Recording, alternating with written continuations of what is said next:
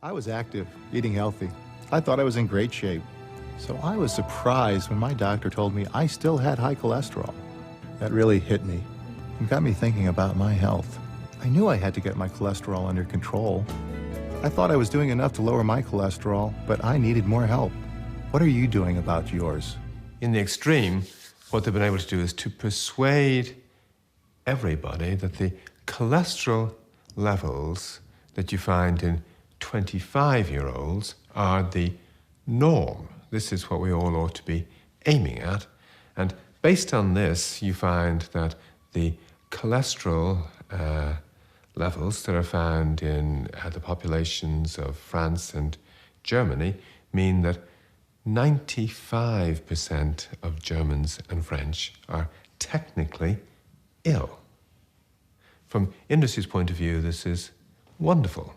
It's a huge market. They're in the business of being able to say to huge amounts of people that you should be on the statin group of drugs to lower your cholesterol levels and lower the risk that you will have a heart attack or a stroke. When in actual fact, we know that if you don't have the other risk factors, if you haven't had a heart attack or a stroke before, and if you aren't overweight, and if you don't smoke, taking this group of drugs just because you've got a marginally raised cholesterol level increases your risk of death. And in the cholesterol guidelines, the last major revision was in 2001.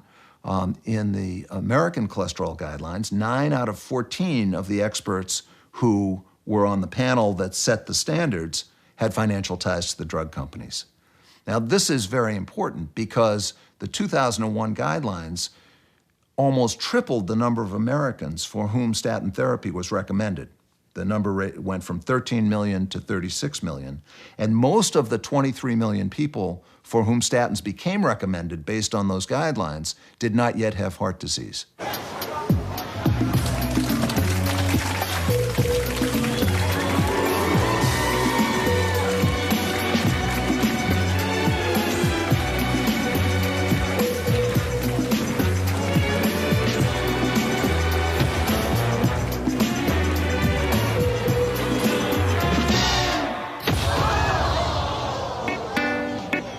One in 5 people has high cholesterol. Millions need treatment. The cholesterol community, what becomes known later to their critics as the cholesterol mafia, are interested in pursuing not only the premise that lowering cholesterol results in better cardiovascular outcomes, but in really pushing forward a promotional message to the American population on a sort of an individual consumer level, on a specific patient level, and on a provider-based level, these multiple tiers of targeted promotional vehicles to get the American population concerned about their cholesterol. And the Know Your Number campaign comes across as a way of getting all Americans to identify with a number, that one should have in one's consciousness a sense of what their cholesterol number is. So doctors will measure their patients' cholesterol, and the patients will ask for their cholesterol to be measured.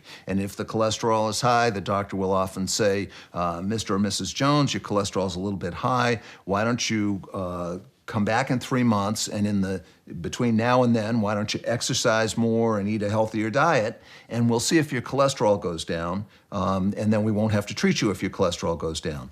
And more often than not, cholesterol won't go down that much with these healthy lifestyle interventions. And then the doctor will say, well, Mr. or Mrs. Jones, I'm sorry, your cholesterol hasn't gone down, so we'll give you a cholesterol-lowering medication, and then you won't have to worry about it.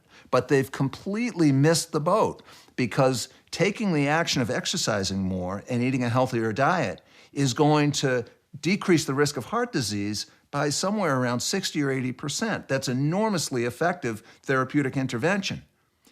And when the doctor says, well, we'll give you a cholesterol-lowering drug, you won't have to worry about all that other stuff that's so hard to do, the doctor is focusing on the wrong thing, because the patient has done the successful intervention to change their lifestyle.